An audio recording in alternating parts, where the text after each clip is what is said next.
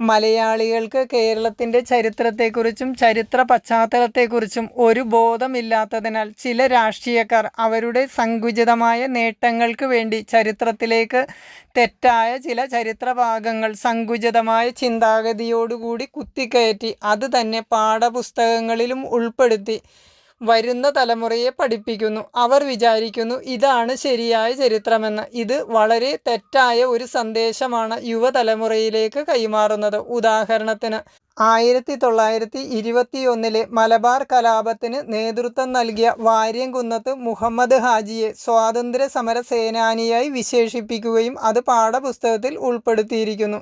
കേരള ചരിത്രത്തിൽ അറിയപ്പെടേണ്ട ചരിത്ര പുരുഷന്മാർ അനേകമുണ്ട്. അതിൽ ഒരാളാണ് രാജാ കേശവദാസ്. രാജാ കേശവദാസിൻ്റെ ചരിത്രമാണ് ഇന്ന് നിങ്ങളുമായി പങ്കുവയ്ക്കുന്നത്. അദ്ദേഹം നിർമ്മിച്ച പട്ടണമാണ് ആലപ്പുഴ പട്ടണം.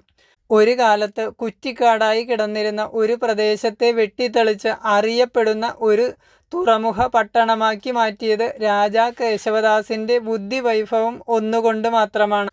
ആ സ്ഥലം നമ്മളുടെ ചരിത്രത്തിൽ സ്ഥാനം പിടിച്ചത് കിഴക്കിൻ്റെ വെനീസ് എന്ന പേരിലാണ്. എന്നാൽ ഇന്ന് ആ പട്ടണം പൂർണ്ണമായും നശിച്ച ഒരു അവസ്ഥയിലേക്ക് എത്തിച്ചത് ഇന്നത്തെ ഭരണകൂടത്തിൻ്റെ പിടിപ്പുകേട് ഒന്നുകൊണ്ട് മാത്രമാണ്. ആ രാജാ കേശവദാസിൻ്റെ ചരിത്രമാണ് നിങ്ങൾക്ക് വ്യക്തമാക്കി തരുന്നത്.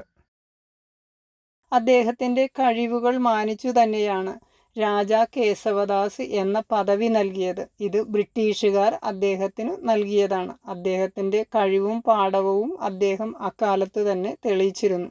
അതായത് പേനയും വാളും ഒരേപോലെ കൈകാര്യം ചെയ്യുവാൻ കഴിവുള്ള ഒരു വ്യക്തി കൂടിയായിരുന്നു രാജാ കേശവദാസ്. ഇദ്ദേഹം വളരെ ദാരിദ്ര്യം അനുഭവിച്ച ഒരു കുടുംബത്തിലാണ് ജനനം. അമ്മ കൊട്ടാരത്തിലെ ഒരു വേലക്കാരിയായിരുന്നു. അച്ഛൻ വളരെ ദാരിദ്ര്യം അനുഭവിച്ചിരുന്ന ഒരു ജ്യോതിഷി കൂടിയായിരുന്നു.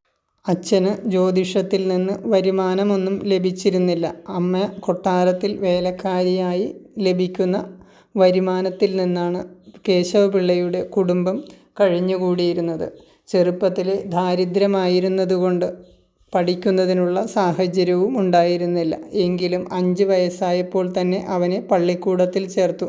കുട്ടിയുടെ ബുദ്ധിവൈഭവം കണ്ട് മനസ്സിലാക്കിയ ആശാൻ അവനെ പ്രതിഫലം ഒന്നും തന്നെ കൈപ്പറ്റാതെ തന്നെ പഠിപ്പിച്ചു കൊള്ളാമെന്ന് ആ കുടുംബത്തിന് വാക്കുകൊടുത്തു. കേശവപിള്ള ഗണിതശാസ്ത്രത്തിൽ വളരെ വിദഗ്ധനാണെന്ന് ആശാന് മനസ്സിലായി. അവൻ്റെ കഴിവിൽ എപ്പോഴും ആശാന് വളരെയധികം സംതൃപ്തി ഉണ്ടായിരുന്നു. 12 വയസ്സായപ്പോഴേക്കും ദാരിദ്ര്യം സഹിക്കവയ്യാതെ തുടർന്നുള്ള വിദ്യാഭ്യാസം നിർത്തേണ്ടി വന്നു. സ്വന്തം വീട്ടിലേക്ക് മടങ്ങി. വീട്ടിൽ ദാരിദ്ര്യം അതികലശലായപ്പോൾ അവിടെ നിന്ന് തിരുവനന്തപുരത്തേക്ക് യാത്രയായി.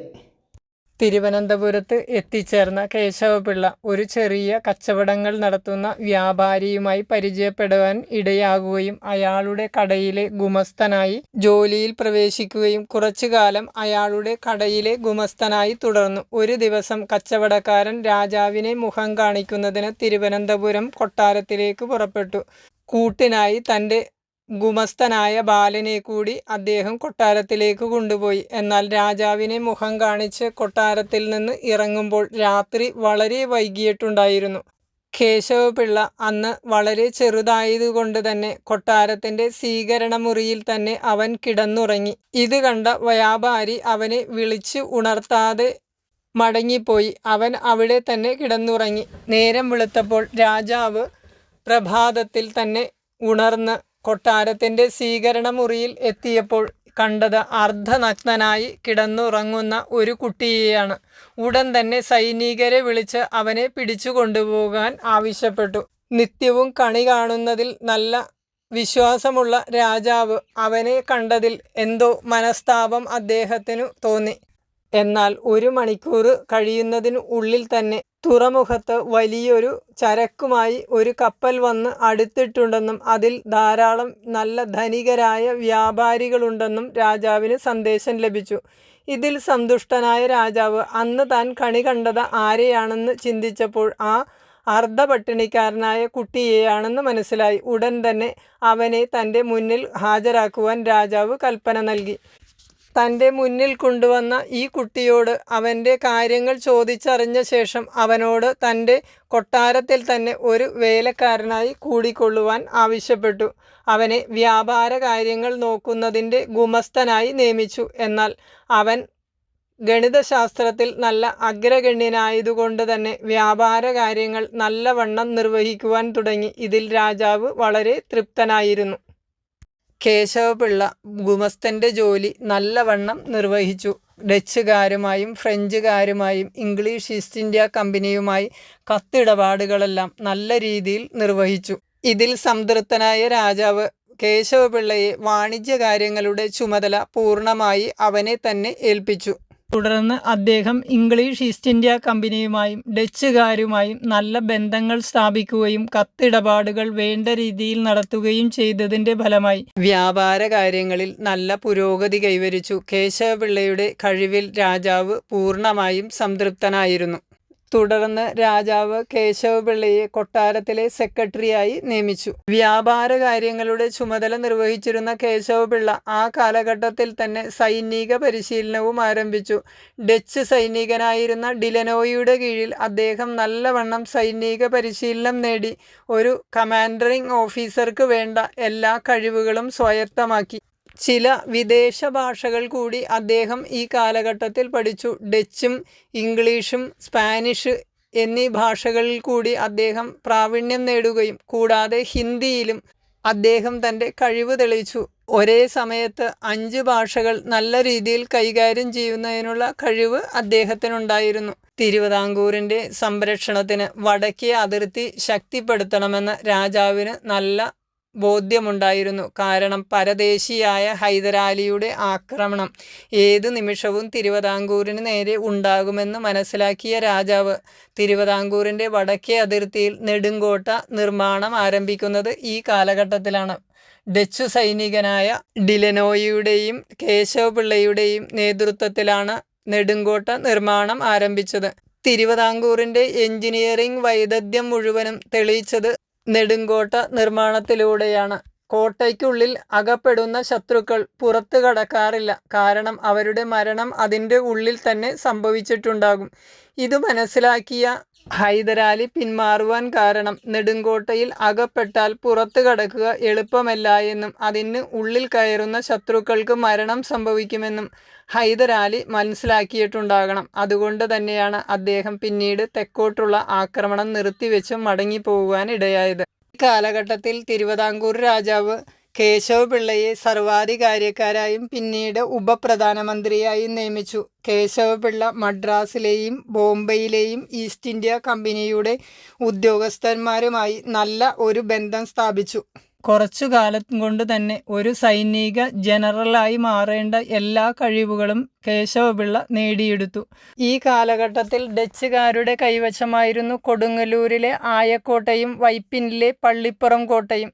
ഇത് തങ്ങളുടെ അധീനതയിൽ വന്നാലേ വടക്ക് നിന്നുള്ള ടിപ്പുവിൻ്റെ ആക്രമണം നേരിടുന്നതിന് കഴിയൂ എന്ന് മനസ്സിലാക്കിയ തിരുവിതാംകൂർ രാജാവും കേശവപിള്ളയും അത് ഡച്ചുകാരിൽ നിന്ന് വില കൊടുത്തു വാങ്ങുന്നതിനുള്ള ചർച്ചകൾ ആരംഭിക്കുകയും പിന്നീട് ഡച്ചുകാർക്ക് അതിൻ്റെ വില കൊടുത്ത് അവരുടെ അധീനതയിലാക്കി തീർത്തു. ഇത് ടിപ്പുവിൻ്റെ ആക്രമണത്തെ നേരിടുന്നതിന് ആവശ്യമാണെന്ന് കേശവപിള്ള നേരത്തെ തന്നെ ചിന്തിച്ചുറച്ചിട്ടുണ്ടായിരിക്കണം.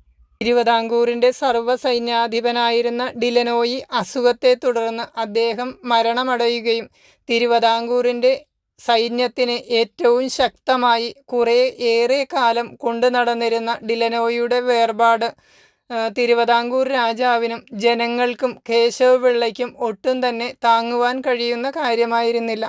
അദ്ദേഹത്തിന് വേണ്ട എല്ലാ ബഹുമതികളോടുകൂടി തന്നെ ഉദയഗിരി കോട്ടയിലെ പള്ളിയിലാണ് അദ്ദേഹത്തിൻ്റെ ഭൗതിക ശരീരം അടക്കം ചെയ്തിട്ടുള്ളത്. ഡിലനോയിയുടെ വേർപാടിനെ തുടർന്ന് കേശവപിള്ളയെ സർവ്വസൈന്യാധിപനായി നിയമിച്ചു. ടിപ്പുവിൽ നിന്നുള്ള ഏത് ആക്രമണത്തെയും നേരിടുന്നതിന് വേണ്ടി തിരുവിതാംകൂർ സൈന്യത്തെ ശക്തിപ്പെടുത്തുന്നതിന് വേണ്ടി കേശവപിള്ള എല്ലാ ഒരുക്കങ്ങളും ആരംഭിച്ചു. തുടർന്ന് കേശവപിള്ളയും സൈന്യവും തിരുവിതാംകൂറിൻ്റെ വടക്ക് ഭാഗങ്ങൾ സന്ദർശിക്കുകയും പറവൂർ, ആലങ്ങാട്, കുന്നത്തുനാട് എന്നീ ഭാഗങ്ങളിൽ സൈനിക പോസ്റ്റുകൾ സ്ഥാപിച്ചു. ഈ സമയത്ത് തിരുവിതാംകൂറിലെ ദളവ അസുഖത്തെ തുടർന്ന് കിടപ്പിലായി. ഈ സമയത്ത് രാജാവ് അദ്ദേഹത്തെ ദളവയായി നിയമിച്ചു. എന്നാൽ ദളവ എന്ന പദവി കുറെ പഴക്കമുള്ള പേരാണെന്ന് അദ്ദേഹം രാജാവിനോട് പറഞ്ഞു. ആ പേര് മാറ്റി ദിവാൻ എന്ന് മാറ്റുന്നതിന് അദ്ദേഹം നിർദ്ദേശിച്ചു. എന്നാൽ രാജാവ് അത് സന്തോഷപൂർവ്വം സ്വീകരിക്കുകയും തുടർന്ന് പിന്നീട് എല്ലാവർക്കും ദിവാൻ എന്ന പേര് ചേർത്തു. അങ്ങനെ ദിവാൻ കേശവദാസ് എന്ന പേരിൽ അദ്ദേഹം അറിയപ്പെടുവാൻ തുടങ്ങി. തിരുവിതാംകൂറിൻ്റെ വടക്ക് ഭാഗത്ത് മലബാർ ഏരിയകളിലുള്ള അനേകം ക്ഷേത്രങ്ങളും ക്രിസ്ത്യൻ പള്ളികളും ഇടിച്ചു തകർക്കുകയും അതിലെ സ്വത്തുക്കൾ കൊള്ളയടിക്കുകയും ചെയ്ത പരദേശിയായ ടിപ്പുവിൻ്റെ ആക്രമണം ഈ കാലഘട്ടത്തിലാണ് ഉണ്ടാകുന്നത്. നെടുങ്കോട്ട ആക്രമിക്കുന്നതിനുള്ള തയ്യാറെടുപ്പുമായി വന്ന ടിപ്പു ആക്രമണം ആരംഭിക്കുകയും നെടുങ്കോട്ടയുടെ ഉള്ളിൽ പ്രവേശിക്കുകയും എന്നാൽ ഉള്ളിൽ പ്രവേശിച്ച ഉടനെ തന്നെ ടിപ്പുവിൻ്റെ ഒരു കമാൻഡറിംഗ് ഓഫീസറെ വധിച്ചുകൊണ്ടാണ് തിരുവിതാംകൂറിൻ്റെ ആക്രമണം നടക്കുന്നത്. ടിപ്പുവിന് നെടുങ്കോട്ടയിലെ ഉള്ളിൽ പ്രവേശിച്ചത് മാത്രമേ ഓർമ്മയുള്ളൂ. അനേകം സൈനികരും ടിപ്പുവും കൂടി ഒരു വലിയ കുഴിയിൽ വീഴുകയും ആ വീഴ്ചയിൽ ടിപ്പുവിൻ്റെ ഉപ്പൂറ്റിക്ക് വെട്ടേൽക്കുകയും അദ്ദേഹത്തിൻ്റെ പല്ലക്ക്, കിരീടം, മോതിരം, സീല്, അദ്ദേഹത്തിൻ്റെ ആഭരണങ്ങൾ ഉൾപ്പെടെ എല്ലാം തിരുവിതാംകൂർ സൈന്യം പിടിച്ച് എടുക്കുകയും അത് തിരുവിതാംകൂറിലേക്ക് കൊണ്ടുപോവുകയും ചെയ്തു. അങ്ങനെ ടിപ്പുവിൻ്റെ ജീവിതത്തിലേറ്റ നാണം കെട്ട മുറിവായിരുന്നു.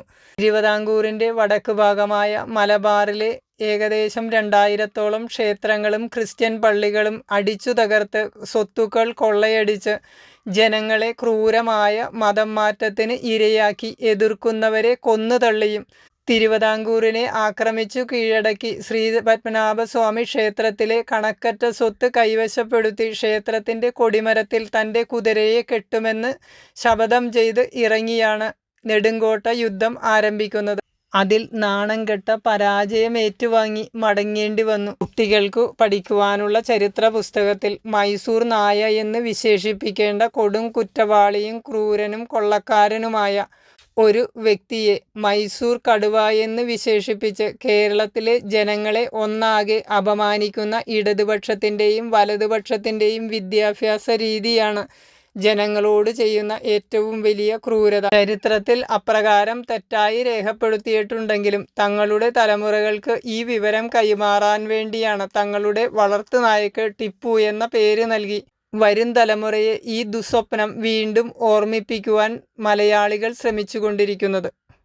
നെടുങ്കോട്ട യുദ്ധത്തിൽ പരാജയപ്പെട്ടു മടങ്ങിയ ടിപ്പു വീണ്ടും തിരുവിതാംകൂറിനെ ആക്രമിക്കുവാൻ യുദ്ധസജ്ജമാകുന്നു എന്ന് മനസ്സിലാക്കിയ രാജാ കേശവദാസ് യുദ്ധത്തിന് വേണ്ട സജ്ജീകരണങ്ങൾ ചെയ്ത ശേഷം തിരുവിതാംകൂർ മഹാരാജാവിൻ്റെ അടുക്കൽ വന്ന് യുദ്ധത്തിന് പുറപ്പെടുവാൻ തയ്യാറായിരിക്കുകയാണെന്നും തൻ്റെ ജീവിതത്തിൻ്റെ അന്ത്യം വരെ തിരുവിതാംകൂർ എന്ന രാജ്യത്തിന് വേണ്ടി പോരാടുമെന്നും തൻ്റെ ജീവിതം രാജ്യത്തിന് വേണ്ടി അർപ്പിക്കുന്നുവെന്നും പറഞ്ഞു. രാജാവ് ഇത് കേട്ട് വിഷമത്തോടുകൂടി അദ്ദേഹത്തെ അനുഗ്രഹിച്ചു പറഞ്ഞയക്കുകയാണ് ഉണ്ടായത്. എന്നാൽ ടിപ്പു ആലുവായി ലക്ഷ്യമാക്കി നീങ്ങിയെങ്കിലും പറവൂർ, കുന്നത്തുനാട്, ആലങ്ങാട് താലൂക്കുകളിൽ ആ പ്രദേശങ്ങളിലെ ജനങ്ങളിൽ കൊടിയ ഭീതി പരത്തിക്കൊണ്ട് കിട്ടിയവരെയെല്ലാം കൊന്നുതള്ളി കെട്ടിടങ്ങളും മറ്റും ഇടിച്ചു തകർത്തുകൊണ്ടാണ് ടിപ്പു മുന്നോട്ട് നീങ്ങിയത്.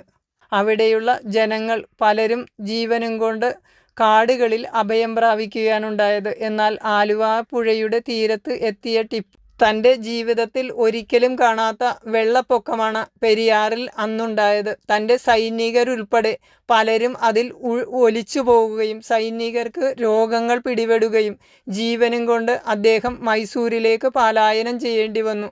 അദ്ദേഹത്തിൻ്റെ ജീവിതത്തിൽ ഇത്രയും വലിയ ദുരന്തം ഏറ്റുവാങ്ങേണ്ടി വന്നിട്ടില്ല.